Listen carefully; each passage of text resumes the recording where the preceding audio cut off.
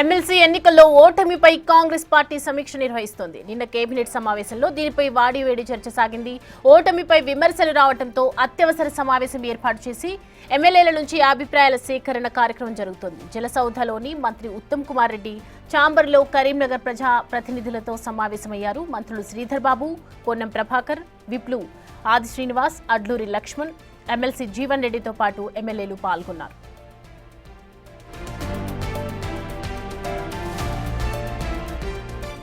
ఈ అంశానికి సంబంధించి పూర్తి డీటెయిల్స్ మా ప్రతినిధి వాసు అందిస్తారు. వాసు, మీటింగ్ లో ఎమ్మెల్యేల అభిప్రాయం నుంచి ఏం సేకరించారు, ఏ అంశాలు బయటకు వచ్చాయి, ఏం తేలింది?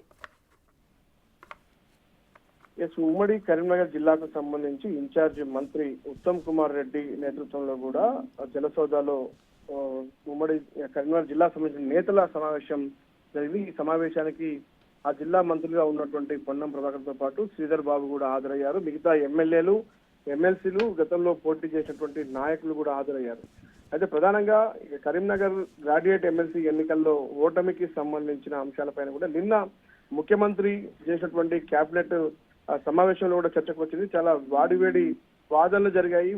ఓటమికి ఎవరు బాధ్యత వహించాలి అంటూ కూడా కొన్ని డిస్కషన్ జరిగింది. ఈ నేపథ్యంలో ఇన్ఛార్జి మంత్రులుగా ఉన్నటువంటి ఉత్తమ్ కుమార్ రెడ్డి ఈ రోజు అత్యవసరంగా ఒక సమావేశం ఏర్పాటు చేశారు. ఆ జిల్లాకు సంబంధించినటువంటి ప్రభుత్వ విప్గా ఉన్నటువంటి ఆది శ్రీనివాస్ తో పాటు మిగతా జీవన్ రెడ్డి లాంటి సీనియర్ నాయకులు కూడా హాజరయ్యారు.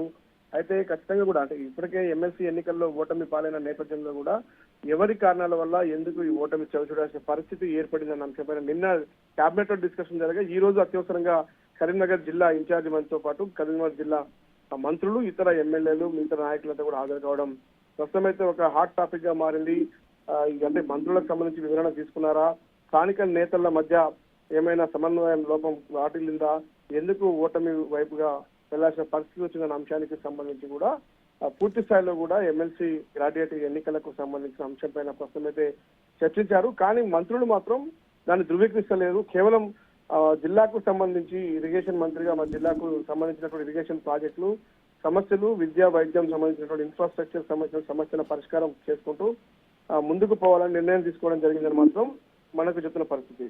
కానీ ఇంటర్నల్ గా మాత్రం ఎన్నికల ఓటమికి సంబంధించి మాత్రమే వీళ్ళు సమావేశమైనట్టుగా తెలుస్తుంది. అత్యవసరంగా అంటే ఇన్ఛార్జి మంత్రిగా ఉన్నటువంటి ఉత్తమ్ కుమార్ రెడ్డికి సంబంధించి ఏమైనా వీళ్ళని వివరాలు అడిగి తెలుసుకున్నారా అన్న అంశాన్ని చూడాల్సి ఉంది. ఎందుకంటే పూర్తి స్థాయిలో కూడా ఎన్నికల్లో ప్రచారంలో శ్రీధర్ బాబుతో పాటు పొన్నం ప్రభాకర్ కూడా అక్కడ ఉండి తిరిగారు, అక్కడ ఉండి పనిచేసిన నేపథ్యం ఉంది. కాబట్టి గ్రౌండ్ లెవెల్లో అసలు ఏం జరిగింది, ఎమ్మెల్సీ ఎన్నికల్లో ఓటమి గల కారణాలు ఏంటనేది వేరే చేస్తున్నారు. మరి ఎందుకంటే వచ్చే రాబోయేటువంటి ఎన్నికలకు సంబంధించి స్థానిక ఎన్నికలకు సర్పంచ్, జెడ్పీటీసీ, ఎంపీటీసీ ఎన్నికలు కూడా జరిగే అవకాశం ఉంది. మరోసారి ఇది పునరావృతం కాకుండా ఉండేందుకు ఎలాంటి చర్యలు చేపట్టాలి, పెండింగ్ ప్రాజెక్టులు ఏమున్నాయి, పెండింగ్ వర్క్స్ ఏమున్నాయి, సమస్యలు ఏమున్నాయి కూడా అడిగి తెలుసుకున్నట్టుగా మనకు సమాచారం వస్తుంది. Thanks for the updates Vasu.